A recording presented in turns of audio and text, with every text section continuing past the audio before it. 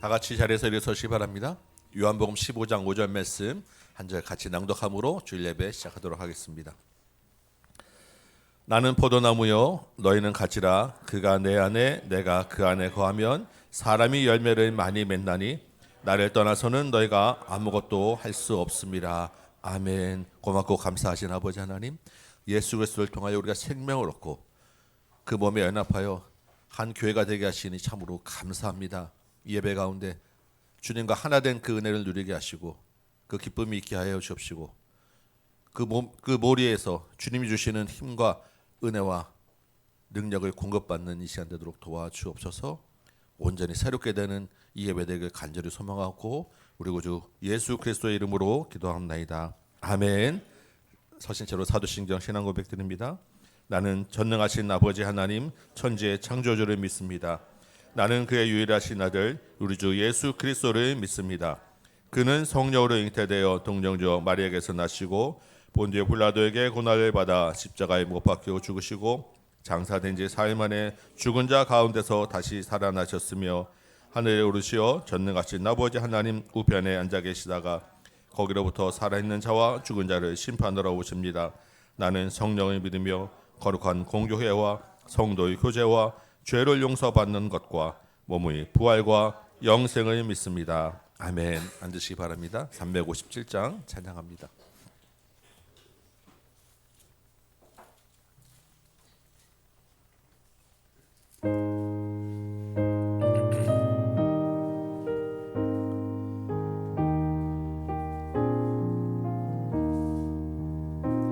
주 믿는 사람 일어나 다 힘을 합하여 이 세상 모든 마귀를 다 쳐서 멸하세. 저 앞에 오는 적군을 다 싸워 이겨라.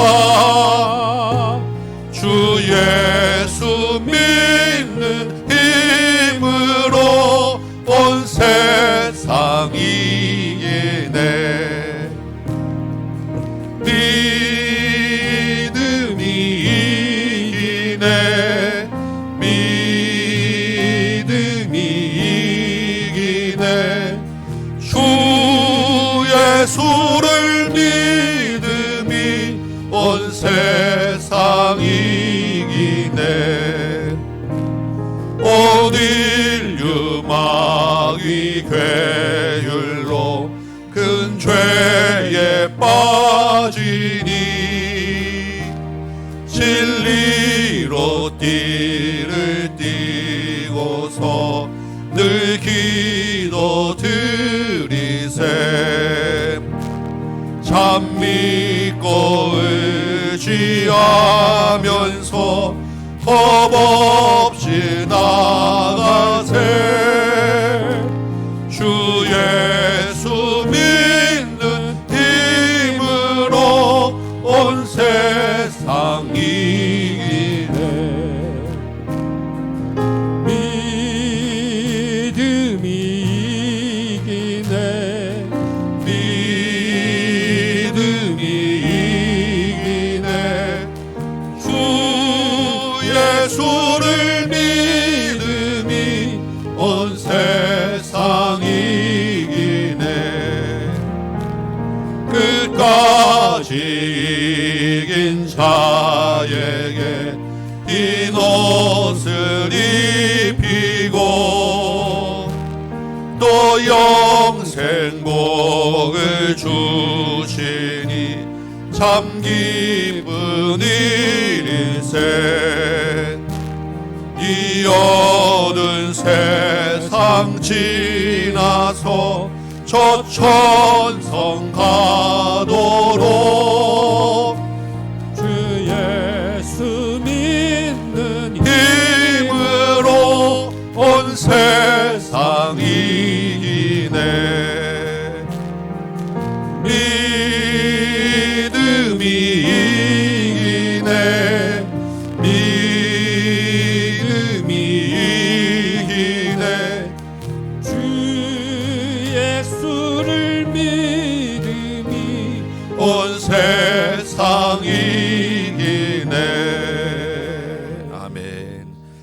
천지를 창조하시고 온 세상 만물을 주관하시는 하나님께 감사와 영광을 드립니다. 그 하나님의 크신 사랑과 은혜로 예수 그리스도의 보혈의 피를 힘입어 이 자리에 나오게 하시니 또한 감사와 영광을 드립니다. 성령께서 우리를 인치시고 보증하셔서 하나님 나라로 이끌어 가시니 또한 감사를 드립니다. 이 예배가 그 삼위일체 하나님의 크신 능력과 영광을 높여드리는 예배되게 하여 주옵소서. 우리를 이 자리에 불러주신 그 은혜에 감사하는 예배되게 하여 주옵소서. 주님께서 우리에게 맡겨주신 사명을 기억하여 또한 힘을 얻고 다시 일어나는 예배되도록 도와주옵소서. 은혜 주셔서 에베소서와 빌립보서 말씀을 통하여 주의 말씀을 깨닫게 하시니 감사하고 이제 들은 말씀 붙잡고 또한 살아가야 하는데 연약한 우리를 불쌍히 여기셔서 이 땅 가운데 우리가 가는 곳곳마다 주님의 능력으로 교회가 서게 하시고 하는 나라를 바라보는 그 믿음으로 서도록 도와주옵소서. 아직도 혼탁하고 어지러운 이 세상입니다. 주님 이 땅을 불쌍히 여기셔서 우리 조국교회가 힘을 얻게 하시고 하나님 나라를 바라보게 하시고 주님의 방식대로 십자가와 섬김과 희생으로 이 땅을 다시 평화로 회복시키는 은혜를 허락하여 주옵소서. 위정자들에게 힘과 능력과 지혜를 주시고 온 백성이 분열의 영을 물리치고 한마음 되도록 도와주옵시며 이 땅의 경제와 안보와 외교가 다시 회복되어지고 청년들이 비전과 소망을 다시 회복하는 귀한 은혜를 허락하여 주옵소서. 선교의 현장마다 주님 믿음이 필요하고 주님의 돌보심이 필요하고 은혜가 필요함을 구합니다. 말씀을 전하는 곳곳마다 능력이 있게 하시고 기적이 일어나게 하시고 주의 복음이 흥하게 하여 주옵소서. 이곳에 주의 교회 다음 교회를 또한 세우셨사오니 주님 이 교회가 올 한 해는 가정 예배로 가정을 회복하고 교회를 회복하고 믿음을 회복하고자 작정하였나이다. 예배드리는 가정마다 은혜가 있게 하여 주옵시고 심령이 다시 회복하도록 도와주옵시며 또한 전도하는 교회로 작정하였사오니 매주마다 복음 들고 나가는 발걸음을 축복하여 주옵시고 그 손을 통하여 많은 영혼들 특별히 우리 다음 세대 어린이부와 학생부가 부활하도록 인도하여 주옵소서. 한 주 한 주 말씀으로 살아내는 우리 모든 성도들 진실한 성도 되게 하시고 가정이 온전하게 되도록 인도하여 주옵시고 우리를 통하여 이 땅에 하나님 나라 알게 하는 하나된 교회 이루어지도록 도와주옵소서. 말씀을 듣는 시간마다 주님 함께 하셔서 성령의 깨달음이 있게 하시고 감동이 있게 하시고 우리 마음이 변화되는 시간 되도록 도와주옵소서. 이후에 모든 예배 순서와 시간들을 주께서 주장하시고 은혜 내려 주옵소서. 예수님의 이름으로 기도합나이다. 아멘.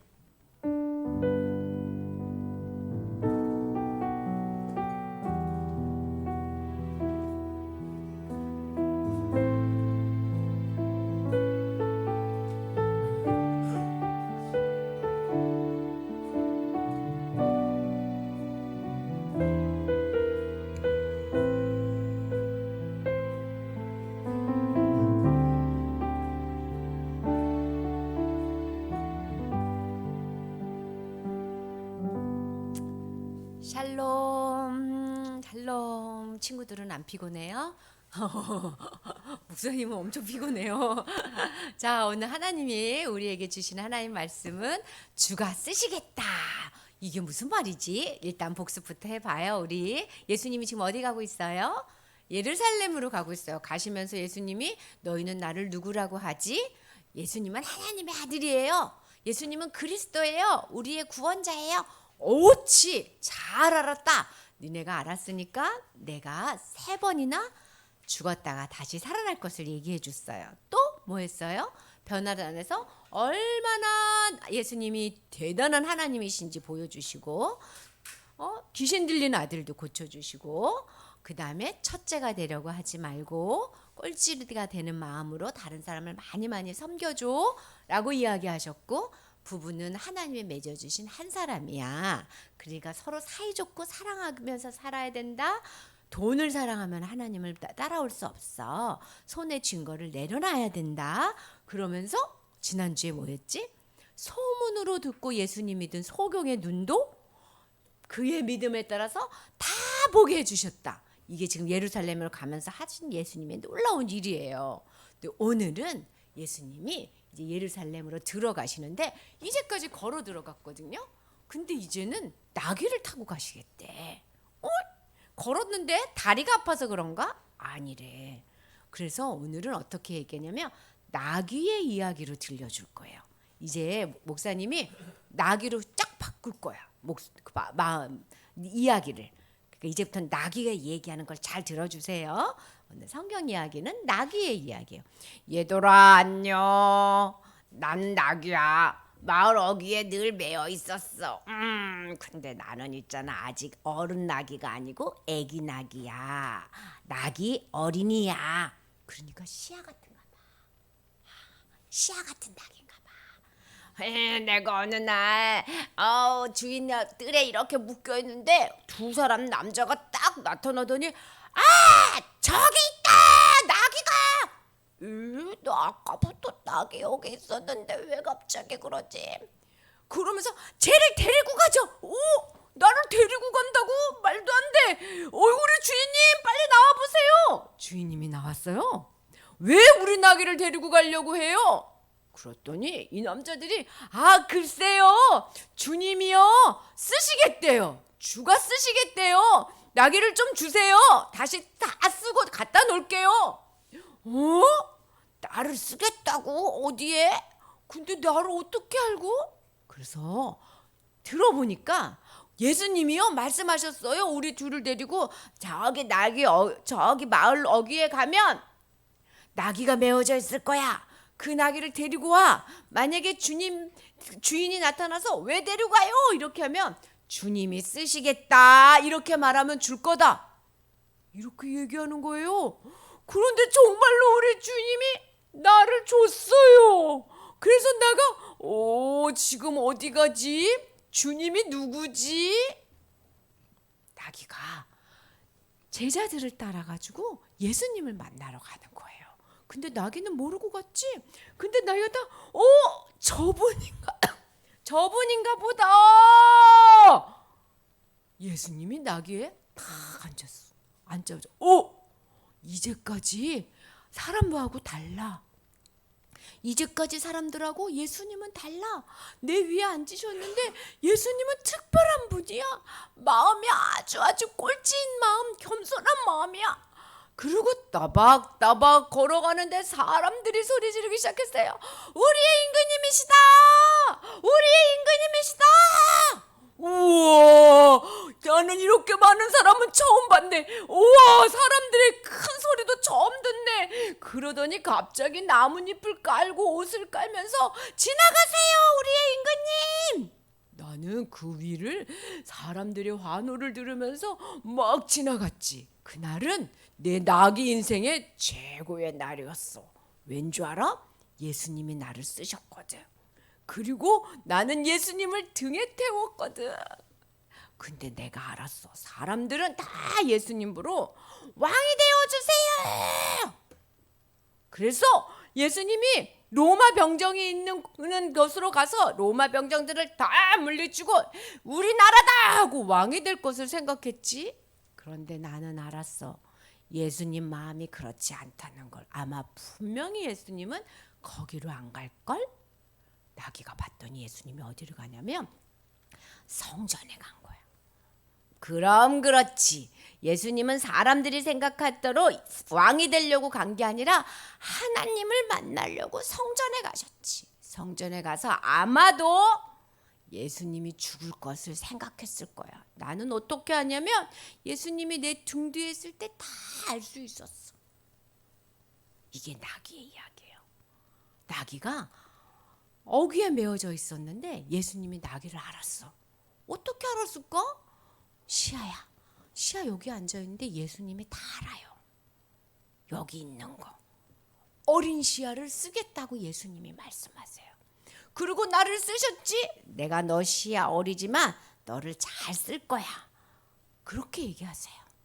쓰겠다는 말은 무슨 뜻이냐면 예수님이 우리에게 대해서 계획이 있다는 뜻이야. 나는 시야를 이렇게 해주고 저렇게 해주고 유아를 이렇게 해주고 지영이를 이렇게 해주고 서연이를 이렇게 해주고 예수님은 늘 계획이 있어요. 아, 그렇구나. 나는 어린데 하나님이 나한테 무슨 계획이 있겠어? 그거는 사단이 주는 생각이에요. 나는 늙었는데 이제 하나님이 무슨 계획이 있겠어? 그거는 사단이 주는 생각이에요. 하나님은 우리가 늙어가지고 죽을 때까지 우리에게 대해서 생각이 있으세요. 내가 너를 쓰겠다. 한번 해볼까? 주가 쓰겠다. 나는 주님이 쓰신다. 지금도 쓰고 있어요. 그런 생각을 가져야 나귀의 이야기를 잘 들은 거예요. 그런데 나귀가 다른 사람들은 다 왕이 되어주세요 이랬는데 나귀는 알았지? 아니, 예수님은 십자가에서 죽으실 생각이야. 어떻게 알았어? 나귀하고 예수님하고 딱 붙어 있었기 때문에. 그것처럼 예수님 안에 있는 사람, 그 마음에 예수님이 있는 사람을 예수님의 마음을 알 수 있어요. 그리고 그런 사람을 하나님이 잘 쓸 수 있어. 나는 너를 쓰고 싶은데 자기 마음대로 돌아다녀. 나귀가 아이 나 안 갈래요. 이러면 쓸 수가 없어. 어떻게 해야지 알 수 있어? 딱 붙어 있어요. 나귀처럼 예수님 안에 쏙 들어가야 쓸 수 있구나. 그러면 예수님이 가르쳐 주지. 왕이 되려고 하지 마. 돈을 많이 벌려고 하지 마. 욕심을 내지 마. 무엇을 하려고 막 하지 마. 1등이 되려고 하지 마. 다른 사람을 위해서 다 주려고 해. 한번 물어봐야 되겠다. 유아야, 야구선수 1등이 되려고 하지 말고 야구선수에서 너 거를 다 주려고 해야 돼요. 그게 예수님 믿는 야구선수예요. 시아가 힘 세가지고 친구 장난감을 뺏으려고 하지 말고 친구를 위해서 다 주려고 해야 돼. 그래야 예수님 믿는 시아예요. 다른 사람은 왕이 되세요. 예수님은 아니. 나는 너희를 위해서 내 목숨을 줄 거야. 그런 사람을 하나님께서 높이, 예수님 지금 어디 계세요? 하늘 오에 올라가셔가지고 온 땅을 다스리고 계세요. 하나님이 그런 사람을 높이 들려줄 거예요. 오늘 나귀가 이야기해. 어린 나귀인 나도 쓰셨어. 너희들도 써주실 거야. 자, 가슴에 손 얹어보세요. 하나님께 물어볼 거예요. 하나님, 나 쓰실 거예요? 나에게 계획이 있으세요?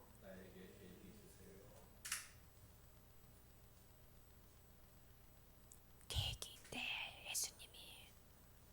너희들은 알지 못하는 놀라운 계획. 하나님, 날 써주셔서 감사합니다. 나를 쓰고 싶어서 어렸을 때부터 교회 다니게 해주시고 말씀 듣게 해주시고 아직은 믿음이 약하지만 내 안에 들어와 계셔서 감사드립니다. 내 믿음이 점점 커서 나귀처럼 하나님의 마음을 다 알아보는 그런 믿음 주세요. 하나님이 쓸 것을 믿고 하나님을 따라가는 내가 되게 해주세요. 예수님 이름으로 기도합니다. 아멘. 아멘. 주님이 쓰시는 것을 믿고 우리 암송 한번 해볼까요? 암송 말씀 같이 한번 읽어보도록 합니다. 시작. 그러므로 내가 너에게 말하노니 무엇이든지 기도하고 구하는 것은 받은 줄로 믿으라. 그리하면 너희에게 그대로 되리라. 주님이 우리를 쓰신 것을 믿고 구하시면 그대로 되는 줄 믿습니다. 한번 연습하시고 한번 외워보시기 바랍니다.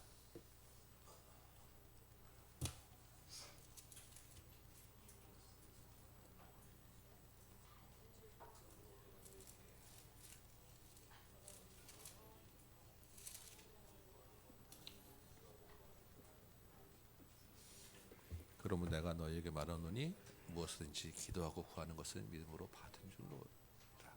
그러면 너희 되리라. 아멘. 그러므로 내가 너에게 말하노니 무엇이든지 기도하고 구하는 것은 받은 줄로 믿으라. 그러면 너희에게 그대로 되리라. 아멘. 그러므로 내가 너희에게 말하노니 무엇이든지 기도하고 구하는 것은 받은 받은 줄로 믿으라. 그리하면 너에게 그대로 되리라. 아멘. 그대로.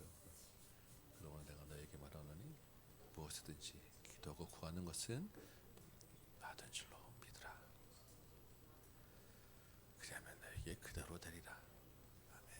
그러므로 내가 너에게 말하노니 무엇이든지 기도하고 구하는 것은 받은 줄로 믿으라. 그리하면 그대로 되리라.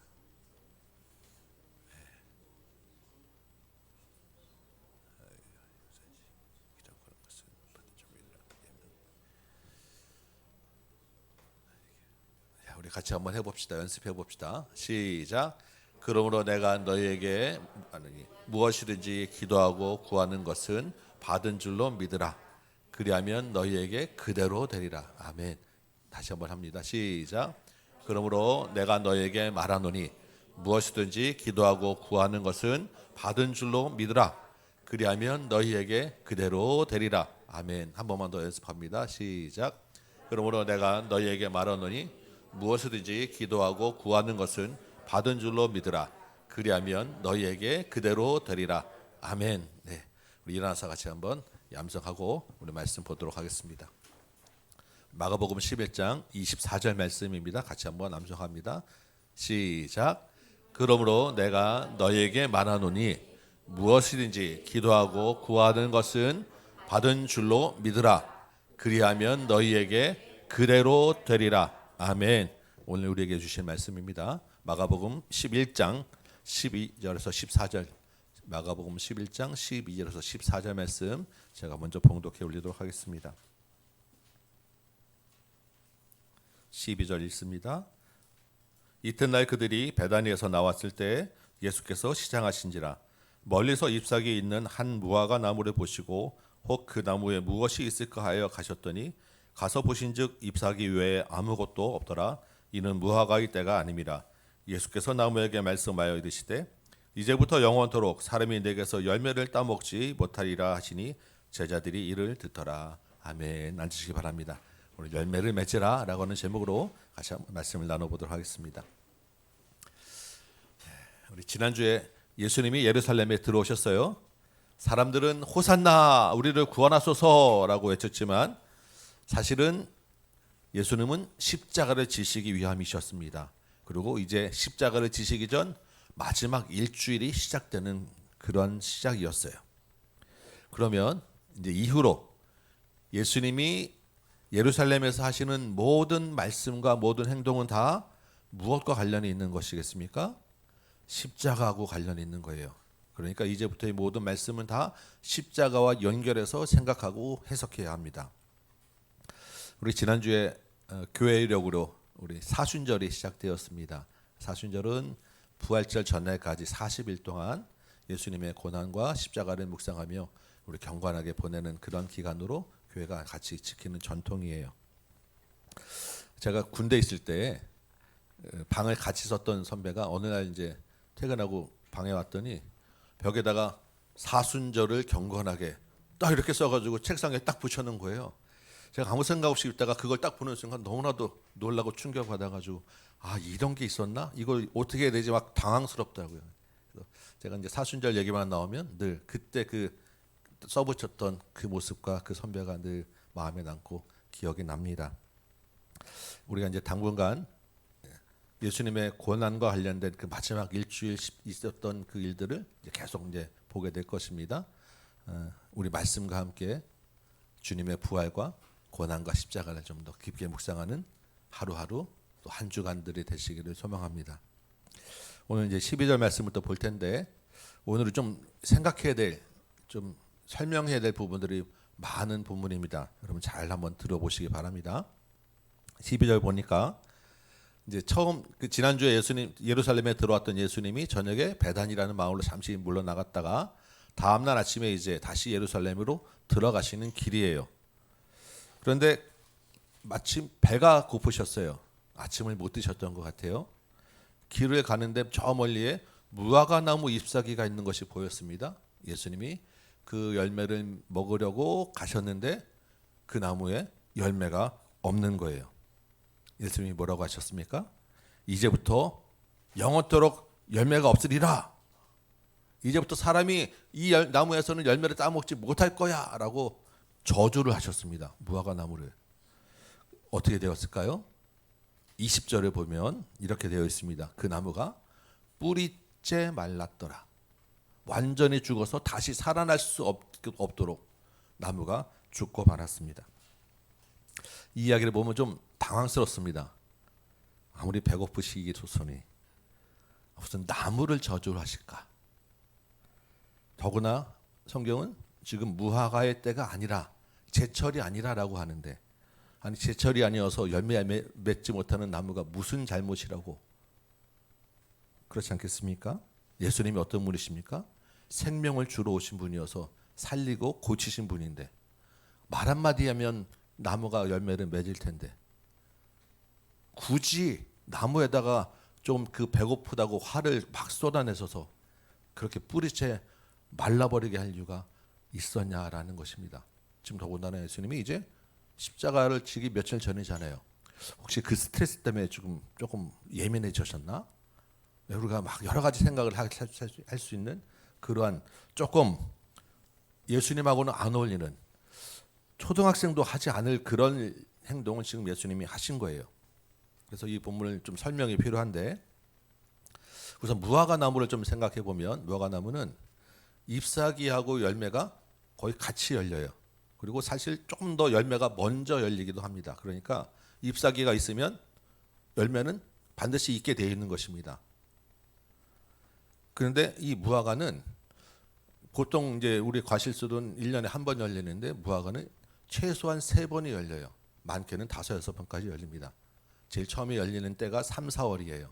근데 처음에 열리는 그런 무화과는 작고 볼품도 없고 맛이 없어서 사람들이 잘 안 먹고 가축용으로 쓰거나 그냥 지나가는 나그네들이 따먹는 그런 정도로 사용되고요. 그 다음에 6월 달에 이제 두 번째 열리는 무화과는 조금 더 이제 당도가 높고 좀 괜찮은 게 열리고, 진짜 제대로 열리는 무화과는 8, 9월에 열립니다. 그때가 당도가 제일 높고 제일 괜찮은 거예요. 그러니까 무화과의 제철은 8, 9월이 제철이 때가 되는 것입니다. 지금 예수님은 어떤 열매를 드시려고 하셨을까요? 8, 9월. 그럴까요? 3, 4월 열매를, 처음 맺히는 열매를 맺으려고 지금 하신 거예요. 어떻게 알겠습니까? 지금 이 본문의 때가 언제예요? 절기상으로 6월절 때. 6월절은 우리 양력으로 치면 지금이에요. 3, 4월 부활절 직전에. 그러니까 예수님은 그냥 시장하시지만 예수님도 순례객이잖아요. 지나가면서 비록 볼품 없고 맛이 없더라도 어차피 잠깐이면 되니까 이거라도 따 먹어야 되겠다라고 가신 거예요. 왜냐하면 잎사귀가 열려 있고 그 잎사귀가 열려 있으면 그 안에 열매는 있게 마련이니까. 그런데 그 볼품 없는 그 무화과조차 없었던 거예요. 이해되시죠? 예수님이 화나실만 하시죠? 예, 저도 좀 화가 납니다. 저도 먹는 거에 예민하기 때문에 배고픈데 있어야 될 게 없으면 순간적으로 화가 욱하게 날 수밖에 없어요. 그렇지만 그렇다고 이렇게 우리가 화를 냅니까? 그렇다고 굳이 나무를 저주합니까? 그렇다면 예수님은 지금 뭔가 다른 생각과 다른 메시지를 가지고 일부러 이 행동을 하셨다라고 우리가 생각을 해야 돼요. 이것은 예수님의 의도된 비유의 이런 행동이었다라고 우리가 생각을 해야 됩니다. 예수님은 이 말씀을 통해서 이 비유를 통해서 무슨 메시지를 주고 있을까? 우리 생각해 보면 오늘 본문 지금 12절부터 지금 무화과나무 이야기를 했습니다. 그렇죠? 그리고 무화과나무 이야기가 다시 어디서 이어지냐면 20절이에요. 20절에 무화과나무가 뿌리채 말랐다라고 이야기를 하면서 그 중간에 다른 이야기가 들어가 있습니다. 15절부터 보시면 뭐가 있습니까? 예수님이 성전에 들어가셔서 하셨던 일들이 이야기가 들어 있습니다. 자, 여러분 이거 이제 익숙하시죠? 이게 뭐죠? 마가의 샌드위치, 양쪽으로 벌려놓고 가운데 하나 끼워놔서 이 가운데에 있는 이야기를 더 강화시키고 이 이야기를 중심으로 앞뒤 이야기를 설명하고자 하는 마가의 전형적인 그러한 기법입니다. 우리 이제 익숙하게 많이 봤던 일들이죠. 그렇다고 하면 이 가운데 있는 사건을 중심적으로 이 사건을 잘 생각해서 이 앞뒤 사건을 이야기해야 된다라는 거예요. 가운데 있는 이야기가 뭡니까? 우리 15절부터 보면 예수님이 이제 무화과 나무를 저주하시고 어디로 가시냐면 예루살렘 성전으로 가셨어요. 성전에 들어가서 뭐 하십니까? 성전에서 매매하는 자들, 장사하는 자들 상을 뒤엎고 다 쫓아내시는, 성전을 깨끗하게 하시는 그러한 일을 하셨습니다. 성전에 장사하는 사람들, 돈 받고 주는 환전하는 사람들이 왜 있겠습니까? 성전에 뭐하러 오죠? 제사를 드리러 올 때 제물을 가져오죠. 제물은 소나 양이나 또 가난한 자들은 비둘기나 이런 것들을 가져오는데, 멀리서나 가까이나 이것들을 데리고 양을 끌고 오다 보면 양의 먼지도 먹고 부딪히고 발에 돌에 채여서 상처나 기스들이 나게 돼 있습니다. 근데 제물은 어떤 제물을 드려야 됩니까? 흠 없는 걸로 드려야 돼요. 그러면 그렇게 끌고 열심히 끌고 왔는데 막상 제사에 딱 사용하려고 그러면 제사장들한테 안 돼, 바꿔와, 다른 걸로 갖고 와라고 빠꾸맞게 되어 있습니다. 그러니까 편의상 제사 드리는 사람들을 위해서 성전의 그 앞에 이렇게 좀 거기서만 기르는 제물용 동물들을 파는 그런 장사들이 있을 수밖에 없게 된 거예요. 이해되십니까? 거기에 이 환전상, 이렇게 보면 본문에 보면 돈을 바꿔주는 사람들이 있었다라고 되어 있습니다. 이 사람들은 왜냐하면 이스라엘 남자들은 1년에 3번씩 절기에 성전에 와야 되는데 그때 성전세라는 것을 내야 돼요. 그것은 구약부터 정해져 있는 거예요. 뭐 많은 그냥 무조건 인당 얼마씩, 그래도 동전 하나씩 그 성전세를 내면 그거 모아서 성전을 관리하고 유지하고 보수하도록 사용되어 있는 것이 율법에 정해져 있는 거예요. 그런데 문제는 그 성전의 동전을, 그 성전세를 동전으로 내야 되는데 로마 당시에는 로마의 동전을 썼을 거 아니겠습니까? 근데 일반적으로 쓰는 로마 그 동전에는 황제의 얼굴이 새겨져 있는, 황제의 우상 숭배하는 동전이 사용되었어요. 그래서 성전에 바치는 그런 동전은 우상을 섬기는 동전을 바칠 수 없었기 때문에 역시 성전 앞에 그러면 우상이 새겨지지 않은 옛날에 이스라엘 지역에서만 쓰던 동전으로 바꿔주는 그러한 환전상이 또 필요했던 거예요. 여러분, 그 앞에서 재물을 파는 그 재물이 싸겠습니까? 비싸겠습니까? 당연히 비싸겠죠. 환전할 때 여러분 공짜로 해주겠습니까? 우리도 여행 갈 때 환전 수수료가 굉장히 세요. 생각보다 은행에서 떼는 수수료도. 그런데 이 당시에 그냥 그 앞에서 사람들이 바꿔준 환전 수수료가 엄청나게 비싸지 않았겠습니까? 그럼에도 어쩔 수 없이 다 하는 거예요. 그렇다고 하면 그 환전상이나 재물을 바꿔주는 그 장사하는 사람들의 그 자리, 그거 아무나 할 수 있겠습니까?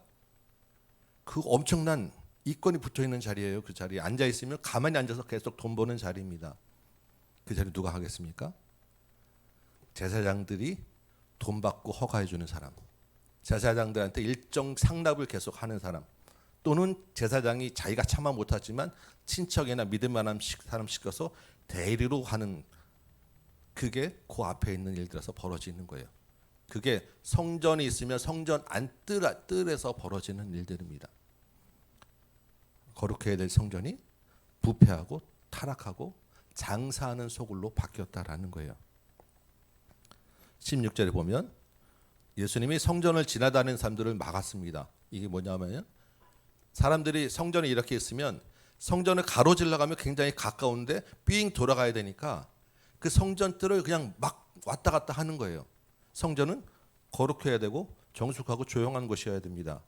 사람들이 그냥 막 다니면서 떠들고 그렇게 다니는 그런 길로 사용할 수 없는 곳인데 그냥 지금 막 다니고 있었다라는 거예요. 그래서 예수님이 그것도 안 돼, 성전은 성전답게 관리해야 돼라고 길을 막고 못 다니시게 하셨어요. 큰 성전 개혁 운동을 벌이신 거죠. 17절 보시면 예수님이 그렇게 이제 행동을 하시고, 과격한 행동이죠. 그 당시에 행동하시고 뭐라 그러냐면 성전은 원래 만민이 기도하는 집이어야 해라고 말씀하셨어요. 이 만민이 기도하는 집이다라는 말은 이사야 선지자가 했던 말인데 뭐냐면 원래 성전은 누구를 위해서 있어야 되는 거예요? 이스라엘만을 위해서가 아니라 온 세계 만민이 와서 예배하는 곳이어야 해. 그 온 세계 만민이 와서 하나님을 예배하도록 이스라엘 너희를 택했어. 그러니까 너희는 온 세상에 하나님을 전해야 돼 라는 게 이사야서의 원래 하나님의 계획이고 말씀이었고 성전을 하나님이 이스라엘에게 준 목적이 거기에 있었다라는 것입니다. 그런데 지금 어떻게 되어 있습니까? 이스라엘은 자기 민족 신이 되었어요. 그 선민 사상이 꽉 들어차 있어서 성전에 이방인조차 누구든 들어오지 못하도록 막고 있는 성전이 되었습니다. 그 다음에 성전을 예수님이 뭐라고 하였습니까? 만민이 기도하는 집이어야 되는데 17절 보면 너희가 강도의 소굴로 만들었구나 라고 얘기하셨어요. 이 강도의 소굴이라고 하는 말은 뭐 어디서 나왔냐면 우리가 예전에 예레미야서를 볼 때 굉장히 많이 봤던 말씀입니다. 예레미야 선지자가 그 성전 문 앞에 서서 뭐라고 했냐면 이것이 여호와의 성전이다, 이것이 여호와의 성전이다 하는 거짓말을 믿지 마라 라고 하는 엄청난 파격적인 선언을 했어요. 이게 성전 앞에서 이거 여호와의 성전 아니야 라고 하는 그런 이야기를 했을 때 이거는 여호와의 성전이 아니고 강도의 소굴이야 라고 했을 때 그 말을 지금 예수님이 하신 거예요. 그러니까 이 말들을 생각해 보면 원래 성전이 하나님 앞에 기도하는 집이어야 하는데 지금은 성전이 아닌 것이 됐다. 성전이 하나님 앞에서는 이미 성전이 아니고 버려진 성전이다. 이미 성전이 잘못되었다. 하나님 앞에서 성전의 모든 기능 인정은 다 끝났다라고 하는 말씀을 예수님이 하신 거예요. 그러한 성전이 끝났다라고 하는 그 선언으로 성전에 있는 것들을 다 뒤집어 부신 거예요. 물건을 상을 뒤집어 부신 것보다는 성전 자체를 뒤집어 보셨다라는 의미로 지금 예수님이 그런 행동을 하신 것입니다. 그렇다고 하면 지금 이제 열매 없는 무화과 나무를 저주한 것하고 성전을 뒤집은 사건하고는 이게 연결되는 같은 의미의 사건이라는 이야기를 하는 거예요. 이 지금 마가는 지금 예수님이 그런 의미로 지금 이 성전에 들어가서 뒤집기 전에 그것을 보여주기 위해서 열매 없는 무화과 나무를 저주했다라는 이야기를 하신 것입니다. 그 둘 사이에 어떤 연관이 있겠습니까? 이 무화과 나무라고 하는 것은 이스라엘 백성에게는 구약에서부터 포도나무와 무화과 나무는 항상 이스라엘을 가리키는 상징이었어요. 그러니까 무화과 나무 하면 그걸 이스라엘을 이야기하는 거예요. 근데 무화과 나무가 지금 열매가 있어야 되는데 뭐가 없습니까? 열매가 없어요. 그럼 뭐예요? 거짓되고 가식적이고 위선되고 형식적인 그런 속빈 열매 없는 껍데기만 남았다라는 이야기를 하는 것입니다. 그게 뭐가 똑같아요? 성전에 하나님을 예배하고 만민이 와서 예배해야 되는 성전인데 건물만 남았지 실제로 하나님의 영광을 떠났고 성전으로서의 기능은 다 상실되고 버려진 성전하고 똑같다라는 이야기를 하시는 거예요. 그럼 어떻게 됩니까? 이 성전은 이미 용도가 끝났으니까 폐기해야 돼요. 심판받아야 한다라는 것입니다. 그게 뭐냐면 예수님이 열매 없는 나무를 저주하신 거예요. 저주하신 것은 그냥 말로 저주하신 게 아니라 성전을 심판하셨다라는 이야기를 하는 거예요. 이스라엘 백성을 향한 심판이 내려졌다. 성전을 향한 심판이 내려졌다. 이것을 지금 열매 없는 나무를 저주하신 걸로 표현하신 것입니다. 예수님이 이스라엘 성전을 심판하셨어요. 그럼 성전 심판의 결과가 어떻게 되겠습니까? 몇십 년 후에 AD 70년에 성전이 로마 군대에 의해서 완전히 무너졌어요. 그야말로 돌 위에 돌 하나 남지 않을 정도로 완전히 무너지고 폐허가 되고 그나마 이스라엘이라는 공동체가 유지되어 왔었는데 이제는 더 이상 이스라엘의 이름 자체가 사라지던 민족이 사라지는 그런 무서운 심판이 이어지게 됩니다. 오늘 본문 이야기를 조금 생각해 보면 좀 복잡하지만 간단해요.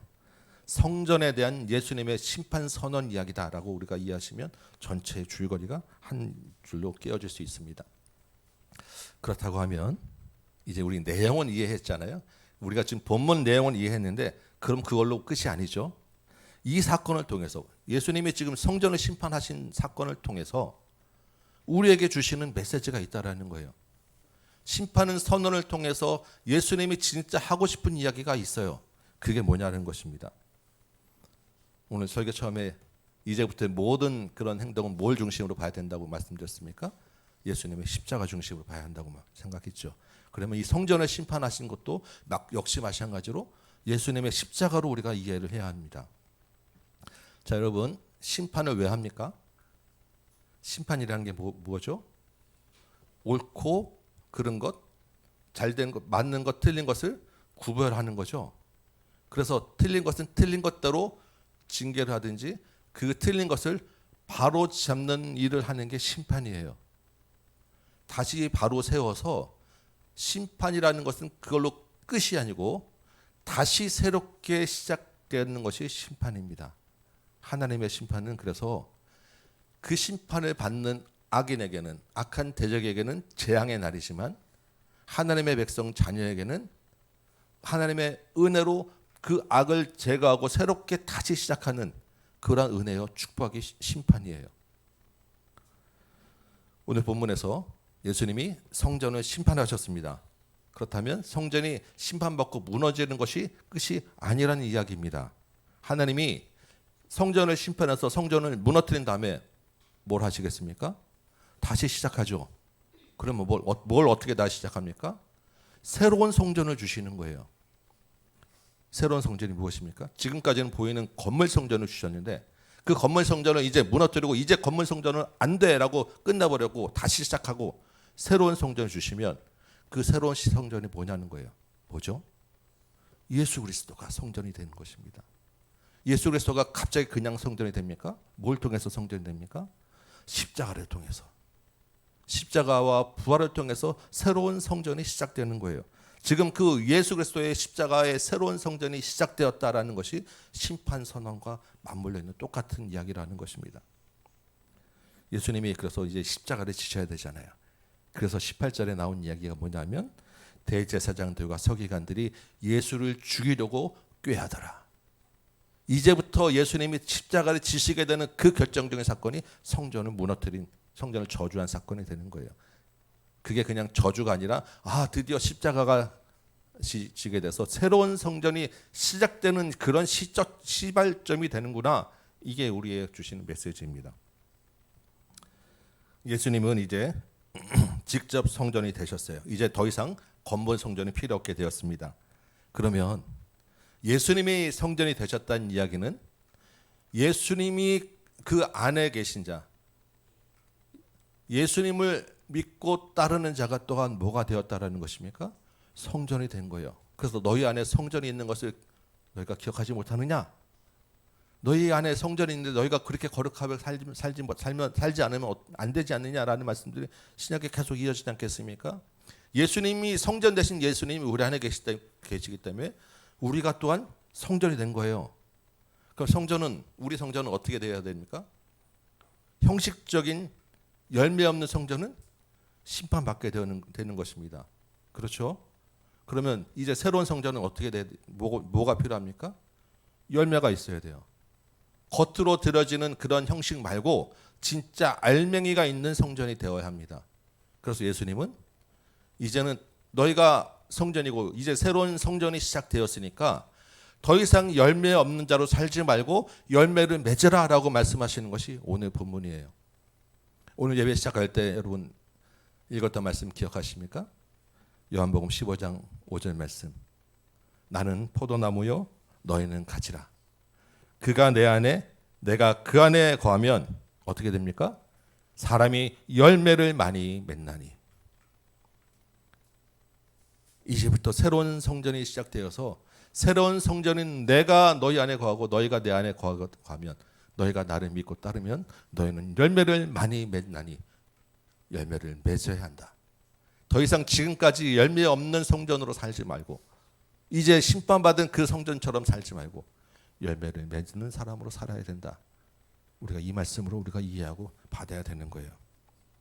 그러면 예수님이 이제 새 성전이 되셔서 예수를 믿고 그 예수 안에 성전의 사람들에게 우리에게 기대하시고 원하시는 열매가 있습니다. 예수님은 어떤 열매를 맺으라고 말씀하시는가? 그게 오늘 본문에 있는 말씀드린 거예요. 예수님이 원하시는 열매가 무엇인가? 우리 세 가지를 찾아볼 수 있습니다. 우리 21절 말씀 볼까요? 다음 날 예수님이 무화과 나무를 저주하시고 다음 날 지나가는 길에 베드로가 그 나무를 보았습니다. 나무가 진짜 완전히 빼짝 말랐습니다. 깜짝 놀라가지고 예수님께 예수님 이 나무가 진짜 죽었네요 라고 이야기했는데 그러면 보통 우리 같으면 그래 그렇구나 라고 그 나무에 대한 이야기로 대답을 해야 되지 않겠습니까? 그런데 예수님이 무슨 말씀을 하십니까? 22절에 뭐라고 얘기하죠? 하나님을 믿어라. 완전히 생뚱맞은 이야기를 하시는 거예요. 나무가 뿌리쳐 죽었습니다. 그랬더니 예수님의 대답은 하나님을 믿어라, 이 말씀을 하시는 거예요. 이게 무슨 말이겠습니까? 새 성전이신 예수님이 그 안에 거하려면 하나님을 믿고 하나님이 하시는 일을 믿는 믿음이 있어야 된다라는 것입니다. 예수님이 기대하시는 첫 번째 열매는 믿음의 열매라는 거예요. 어느 정도 믿음이 필요하겠습니까? 23절에 보면 예수님이 기대하시는 믿음의 수준이 이렇습니다. 이 산더러 들려 바다에 던지라 하면 그 말하는 것이 이루어지는 믿음을 가져야 된다. 여러분, 예수님을 믿는 믿음이 있으시죠? 우리 예배 끝나고 나가면 우리 교회 바로 길 건너편에 조그만 언덕이 하나 있습니다. 나가서 산이여 바다에 던지라, 우리 한번 해볼까요? 여러분 믿음이 있으시죠? 아멘. 네, 한번 나가봅시다. 누구 믿음이 진짠가? 예전에 어느 선교사님이 이런 얘기를 하셨어요. 제가 들은 기억이 정말 생생합니다. 이 말씀을 붙잡고 산에 올라가서 정말로 이 산을 옮겨 주옵소서 하고 정말 믿음으로 열심히 기도를 하고 외쳤습니다. 한참 정말 도대체 왜 말씀대로 안 됩니까 하고 열심히 선포했는데 어떻게 되었을까요? 그대로 있잖아요. 하나님 앞에서 너무 실망하고 낙심하여 이게 무슨 일입니까? 기도하는데 마음에 막 깨닫는 감동이 하나 딱 오더래요. 하나님이 이렇게 이야기하시더라고요. 이야기하시는 그런 음성이 들렸다는 거예요. 하나님 뭐라고 그랬겠습니까? 싫다. 내가 네 기도는 들었지만 싫다. 여러분, 싫다도 거절도 하나님의 응답입니다. 맞죠? 생각해봐라. 지금 이 산을 갑자기 들어서 바다에 던지면 얼마나 이 도시에 혼란이 있겠니? 그거 내가 원하지 않는다. 하나님의 응답이 그렇게 딱 왔다는 감동이 딱 들어서 그래. 그래도 이게 말씀대로 되는 믿음이구나라고 이제 마음의 감동을 듣고 내려왔다라는 얘기를 듣는데 저도 너무너무 동의가 됐어요. 저도 가끔 가다가 이거 어떻게 해야 되지? 이런 믿음은 나는 안 될 것 같고 이게 또 시도도 안 하는 것도 믿음이 아닌 것 같고 막 고민했었는데 그 말씀 들으면서 다 해결됐었어요. 앞에서 우리가 예수님이 우리 마가복음 예전에 우리 봤던 말씀 중에 이런 말씀들이 있었습니다. 할 수 있거든이 무슨 말이냐? 믿는 자에게는 능히 하지 못할 일이 없느니라. 그 능히 하지 못할 일 중에는 산을 옮기는 것도 포함될 것입니다. 그렇지 않겠습니까? 다 할 수 있다는 거예요. 그런 믿음으로 어떤 기적이 일어났습니까? 귀신 들린 아이가 고쳐졌고 12의 혈류병 앓던 사람이 고쳐졌고 소경 바디메오가 눈을 떴어요. 그게 다 그 믿음입니다. 그런데 예수님은 지금 오늘 본문에서 산을 옮길 믿음이 있어야 된다라고 하실 때는 실제로 산이 옮겨지는 그런 믿음, 병이 고쳐지고 눈이 떠지는 그런 믿음보다 훨씬 더 큰 믿음이 너에게 있어야 된다라고 말씀하세요. 예수님이 지금 이 본문에서 뭐라고 말씀하십니까? 이 산이 들려서 바다에 던져지라 하면 그대로 될 것이다 라고 말씀하세요. 그냥 일반적으로 산이 옮겨지는 것이 아니라 딱 지정해서 이 산이 들려져서 바다에 던지라 하면 던져질 거야 라고 산을 딱 가르치셨어요. 예수님 눈앞에, 제자들과 예수님 앞에 있는 보이는 산이 뭐겠습니까? 예루살렘에 산이 두 개 있어요. 감람산하고 성전에 있는 성전산이라고 불리는 시온산이에요. 아마도 성전을 바라보면서 그 성전산을 가리셔서 이 산을 들어서 바다에 던지라. 그러면 그대로 될 줄로 믿어라 라고 말씀하셨어요. 그렇게 보입니다. 그렇다면 이게 무슨 말이겠습니까? 바다에 던지라. 바다에 들어가는 것은 심판을 의미하는 거예요. 성전이 심판받을 거야. 성전이 그대로 이제 보이는 것은 정말 화려하고 튼튼해 보이지만 이 성전이 심판받을 거야. 무너질 거야. 이거는 이스라엘 백성들에게 소경이 눈 뜨는 것보다 더 큰 믿음이 필요한 불가능한 일이었어요. 그런데 그게 그대로 되는 것을 믿는 믿음을 가져야 된다라고 이야기하십니다.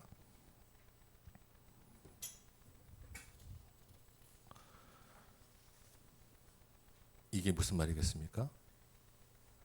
실제로는 성전이 진짜 던져지는 것이 아니라 이 성전이 심판받고 예수님이 십자가에 달려 돌아가셔서 죽고 부활하심으로 새로운 성전이 열렸다라는 이것을 믿어야 된다라는 말씀하신 거예요. 그거는 이스라엘 백성들이 성전이 무너진다는 것을 믿는 것보다 훨씬 더 큰 믿음을 필요로 합니다. 여러분 길 가면 사는 아무나 붙잡고 다 물어보세요. 우리가 예수를 믿지 않았다고 생각해 보십시오. 예수라는 그런 이스라엘의 변당 사람이 십자가에서 죽었는데, 죽었다까지는 그럴 수 있는데 사람이 죽었다가 다시 살아나고 그 십자가의 죽음으로 내 죄가 모두 다 용서받았다고, 말이나 되는 이야기입니까? 그걸 믿으라고요? 건물이 무너지고 산이 옮겨지는 것보다 훨씬 더 큰 믿음이 필요한 거 아니겠습니까? 엄청나게 큰 믿음이 필요한 거예요. 그 믿음의 열매를 맺어라. 그게 예수님이 원하시는 그런 열매입니다. 이 믿음이 없이 교회에 나오고 이 믿음이 없이 신앙생활을 한다면 열매 없는 무화과와 다를 바가 없는 것입니다. 형식만 남은 성전 예배와 다를 바가 없는 거예요. 그렇게 되면 그 결과는 무엇입니까? 심판이 있는 거예요. 여러분 안에 이 믿음이 있으십니까? 예수 그리스도로 새로운 성전이 시작되었다라고 하는 이 큰 믿음의 열매를 가지셔야 합니다. 이게 예수님이 원하시는 그런 진짜 믿음의 열매예요.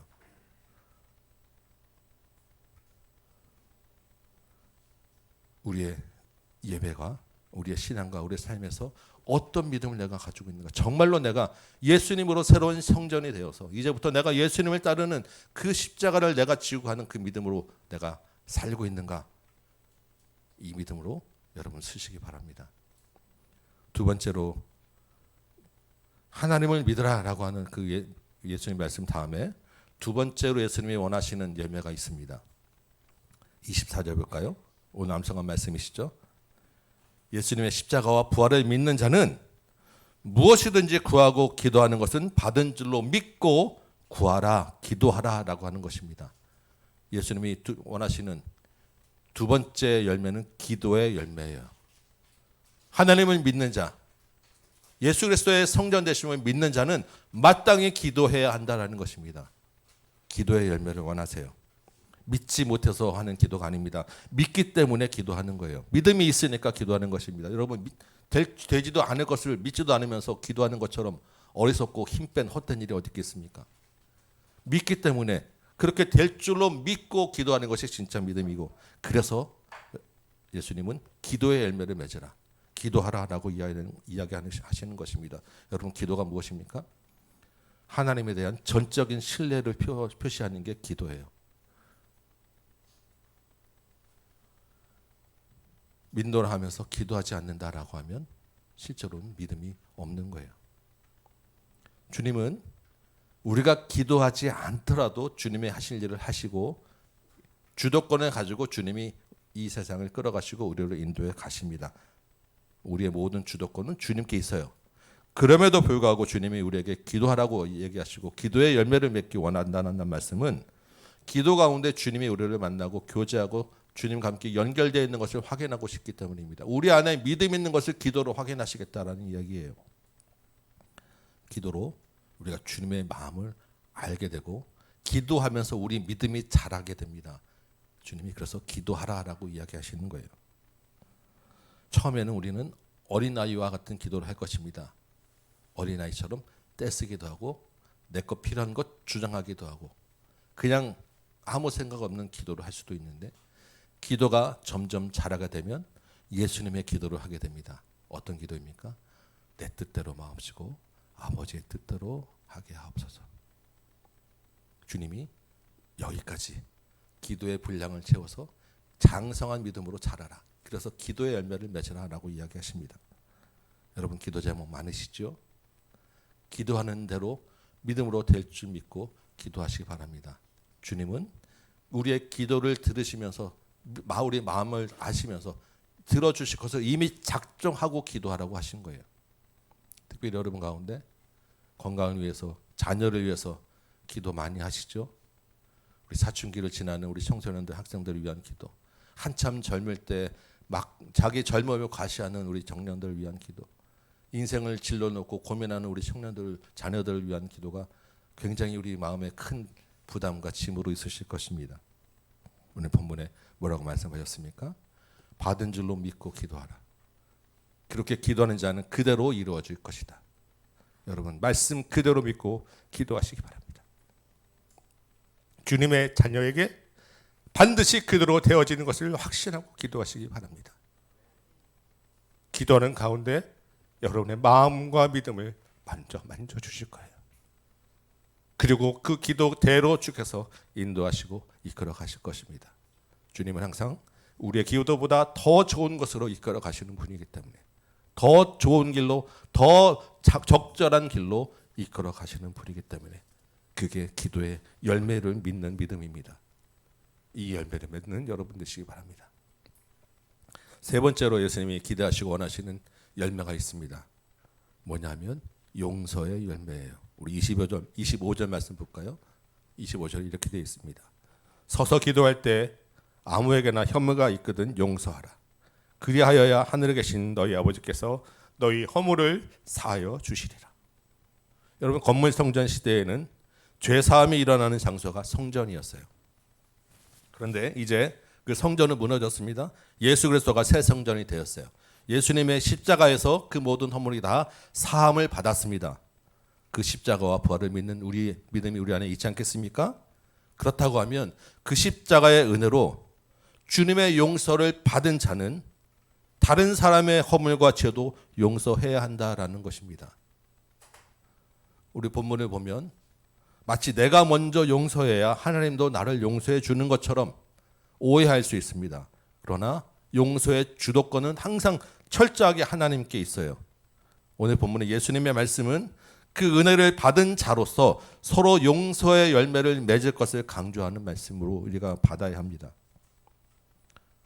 용서라는 것은 정말로 실제로는 쉽지 않습니다. 주님을 믿고 내가 은혜를 받았다고 하더라도 한 번에 내 마음의 상처가 없어지지 않아요. 보면 자꾸 생각나는데 어떡합니까? 우리 마음입니다. 그래서 사실 용서는 함부로 강요할 것이 절대 아닙니다. 주님이 말씀하시지만 한 번에 되지 않기 때문에 뭘 믿은 사람이 그냥 아직도 그래라고 하는 말을 우리가 쉽게 뱉을 말이 아닌 거예요. 그럼에도 불구하고 주님은 용서의 열매를 맺으라라고 말씀하십니다. 왜냐하면 용서의 은혜를 받은 자이기 때문에. 우리 가운데 아직 마음에 어려움이 있으시다고 하면 용서의 열매를 위하여 기도하시기 바랍니다. 한 번의 상처가 아무지는 않습니다. 상처는 그 정도에 따라서 시간이 필요해요. 그 기간 동안에 지극히 정성으로 치료를 해야 하는 것입니다. 주님의 은혜를 의지하여서 그 상처를 붙잡고 기도하는 과정이 필요한 것이고, 그 가운데서 한 번 내가 마음을 누르고 용서해야 될 자를 향한 섬김을 베풀고 또 한 번 참아주고 또 한 번 섬기고, 이 과정을 통해서 용서의 그 열매가 맺어지는 거예요. 그렇게 한 걸음 한 걸음씩 섬기는 가운데 교회 공동체가 세워져 가는 것입니다. 용서의 열매는 그래서 사랑과 섬김의 열매라고 바꿔 말할 수 있어요. 우리 에베소서 어제 말씀으로 바꿔보면 피차 복종하라라고 하는 말씀이 용서하라고 하는 말씀과 같은 말씀입니다. 그렇게 서로 용서하며 주님과 우리가 서로 한 놈 한 공동체가 돼가는 것입니다. 주님이 그 열매를 맺어야 된다라고 말씀하세요. 오늘 말씀을 정리해 보면 예수님이 길가에 열매 없는 무화과 나무를 뿌리채 마르도록 저주하셨습니다. 사실 이해하기 어려운 행동이었어요. 그리고 곧바로 성전에 들어가서 장사하는 자들을 다 내어 쫓았습니다. 그것도 역시 사실은 한 번에 그칠 일이었습니다. 그런데 이 두 사건은 놀라운 의미가 있는 한 가지 사건이었어요. 민노라 하면서 거짓되고 열매 없는 신앙생활을 하던 이스라엘과 형식적인 성전을 심판하는 예수님의 준엄한 말씀이었습니다. 그런데 감사한 것은 그 심판이 끝이 아니었다라는 거예요. 예수님이 십자가에 죽으시고 부활하심으로 새로운 성전을 시작하셨다라는 것입니다. 그래서 새 성전이신 주님은 우리에게 내 안에서 열매를 맺는 자가 되어야 되지 않겠니? 이제는 너희가 열매를 맺으라라고 말씀하세요. 주님의 열매, 주님이 기대하시는 열매는 믿음이요, 기도요, 용서입니다. 내 힘으로 할 수 있는 것들이 아무것도 없겠죠. 예수님의 부활과 십자가를 믿는 그 능력으로 우리가 열매를 맺을 수 있습니다. 여러분 예수님의 십자가와 부활을 믿으십니까? 그러면 그 믿음으로 무엇이든지 믿음으로 구하시기 바라고, 그 십자가와 부활을 믿는 믿음으로 서로 용서하고 사랑하고 섬기시기 바랍니다. 그 믿음으로 주님의 성전 공동체를 같이 세워가는 저와 여러분 되시기 바랍니다. 이 한 주간 동안에도 우리 안에 이 믿음과 기도와 용서의 열매가 풍성히 맺히시길 바랍니다. 여러분의 가정에, 여러분의 매일 일상 가운데 십자가와 부활의 열매를 맺는 저와 여러분 되시길 바랍니다. 주님의 풍성한 열매를 맺는 우리 다음 교회 공동체 되기를 주님의 이름으로 축원합니다. 우리 찬송 한 장 부르고 같이 한번 기도합시다. 우리 십자가를 참으신 예수, 주님의 십자가를 우리 같이 생각하며 이 찬송 부르고 주님이 원하시는 열매 맺는 것을 위하여 같이 한번 기도하도록 하겠습니다.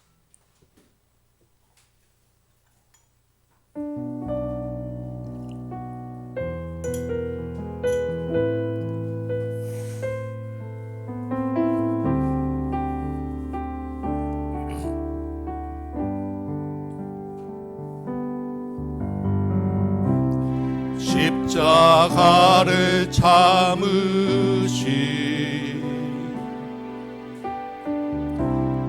어린 양 예수, 내 죄 씻어 주시고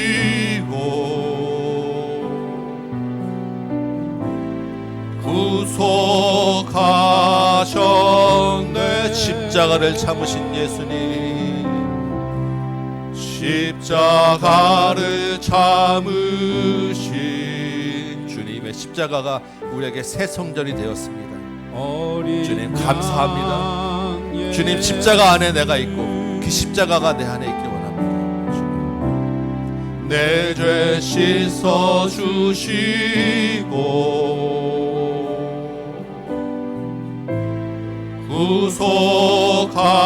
구속하셨네. 어둠을 물리치시. 이제는 너희가 어둠에 있지 아니하고 빛의 자녀 말씀하셨어요. 빛의 열매를 맺는 저와 여러분 되시길 바랍니다. 믿음과 기도와 용서로 사랑으로 열매 맺는 저와 여러분 되시길 바랍니다.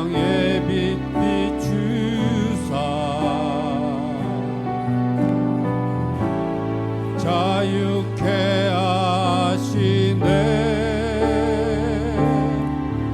예수 하나님의 완전한 사랑, 예수 하나님의 값없는 은혜, 예수 하나님의 놀라운 지혜, 아름다운 그 이름. 아멘. 주 같은 분은 없음을 믿습니다. 아멘. 주 같은 분 없네. 주께 영광 돌리세. 주 같은 분 없네. 주께 영광 돌리세. 예수 하나님의 완전한 사랑, 예수 하나님의 값없는 은혜, 예수 하나님의 놀라운 지혜, 아름다운 그 이름. 예수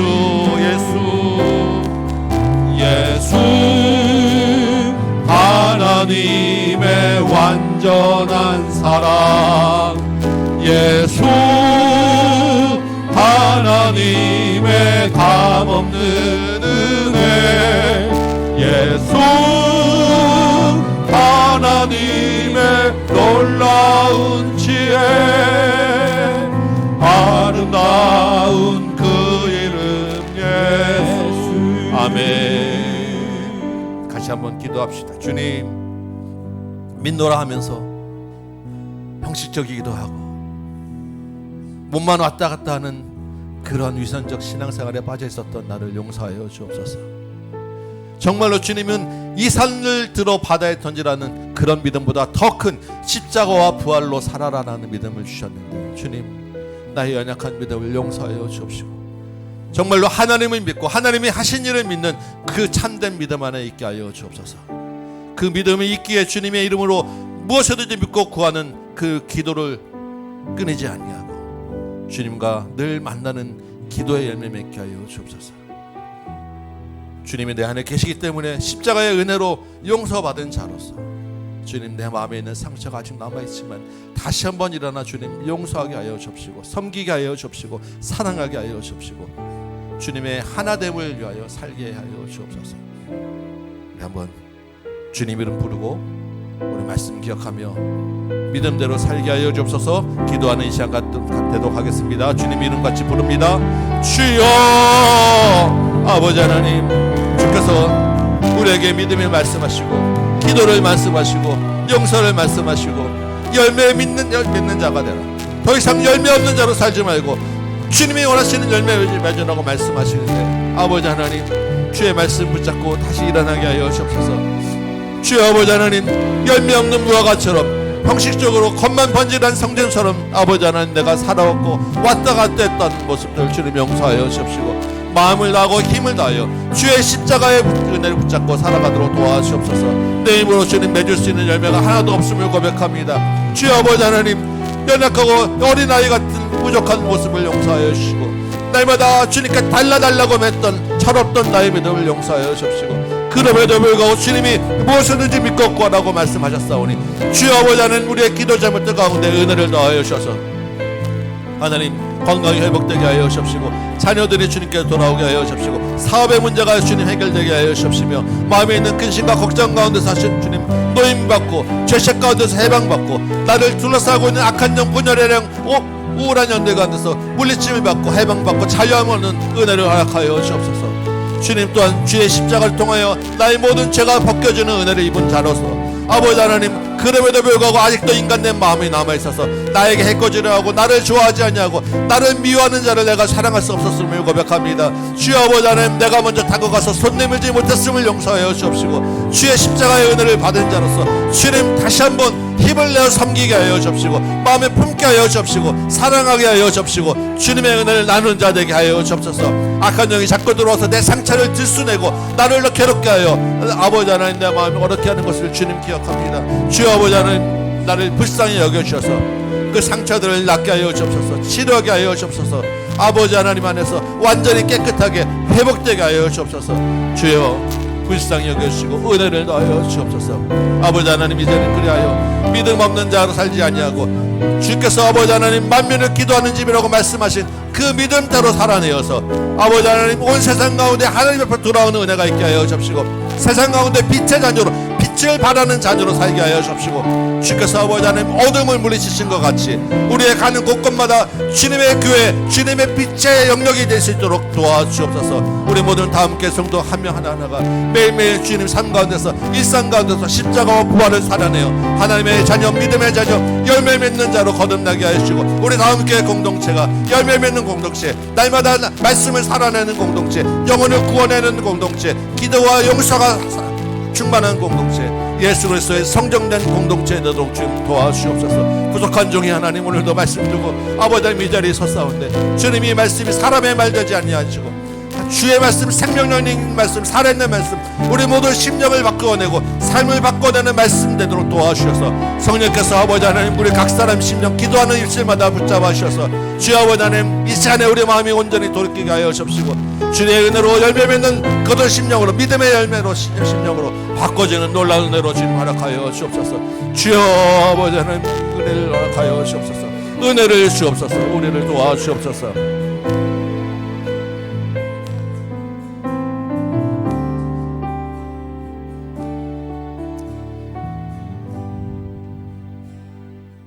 고맙고 감사하신 아버지 하나님, 예수 그리스도의 피로 우리에게 새 성전의 시대를 허락하시고 주 안에서 우리가 성전되게 하시니 감사합니다. 주님, 이제는 우리가 열매 없는 믿음, 형식만 가득 찬 이제 성전이 되지 않게 하시고 더 이상 주님의 성전을 강도의 소굴로 만들지 아니하고 만민이 기도하는 집 되도록 도와주옵소서. 나는 연약합니다. 나는 어린아이 같이 내 것만 바라보는 그런 믿음이었습니다. 주님 용서하여 주시고 주의 은혜로 이제는 산을 들어 바다에 옮기는 것보다 더 큰 믿음, 십자가와 부활을 분명히 믿는 믿음으로 살게 하여 주옵소서. 그 믿음으로 주님 무엇이든지 원하는 대로 구할 때 받은 줄로 믿고 살아가고 기도하는 믿음으로 허락하여 주옵시고 아직도 용서되지 않는 마음에 남아있는 상처들에도 불구하고 주님의 은혜를 기억하여 다시 한번 상처를 떨어내고 사랑으로 섬김으로 나아가는 믿음으로 자라도록 도와주옵소서. 우리 공동체, 주님 믿음의 공동체, 기도의 공동체, 용서하는 공동체 되게 하여 주옵시고 우리 모든 성도들이 받는 곳곳에서 매일의 일상의 삶 가운데서 그리스도의 이름으로 살아내는 성전 되도록 도와주옵시고 십자가와 부활이 늘 날마다 우리 가운데서 영광이 되고 능력이 되는 귀한 주님의 자녀 삼아 주옵소서. 특별히 청년들과 우리 다음 세대 우리 자녀들을 기억하셔서 마음의 혼란을 겪고 세상의 많은 유혹 가운데서 어려움 가운데 있는 우리 청년들을, 우리 학생들을, 우리 자녀들을 회복시켜 주옵시고 세상과 같지 아니하는 거룩한 우리 청년들 되도록 도와주옵시고 믿음으로 예수 그리스도를 비전 삼아 일어나 능력을 바라는 청년들 되도록 도와주옵소서. 수고하고 애쓰며 또한 삶의 터전에서 주께서 주신 것 가운데 귀한 것 구별해 주님 이름으로 드렸습니다. 이 예물도 받아 주옵시고 하나님 나라를 위하여 사용되는 예물 되게 하여 주옵시고 하늘나라 생명책이 기록되어지고 하늘나라에 저장되어지는 귀한 예물로 사용하여 주옵시며 그 수고하고 애쓰는 손길들을 붙잡아 주셔서 그 가운데 주님의 형통함을 경험하는 은혜도 허락하여 주옵소서. 이제는 우리 구주 예수 그리스도의 은혜와 하나님 아버지의 크고 무한하신 사랑하심과 성령님의 감화 감동 역사하심이 여기 모인 모든 심령들 머리 위에 각 가정 위에 주의 몸된 제단 위에 조국교회와 선교의 현장 위에 이제부터 영원토록 함께 계실지어다. 아멘.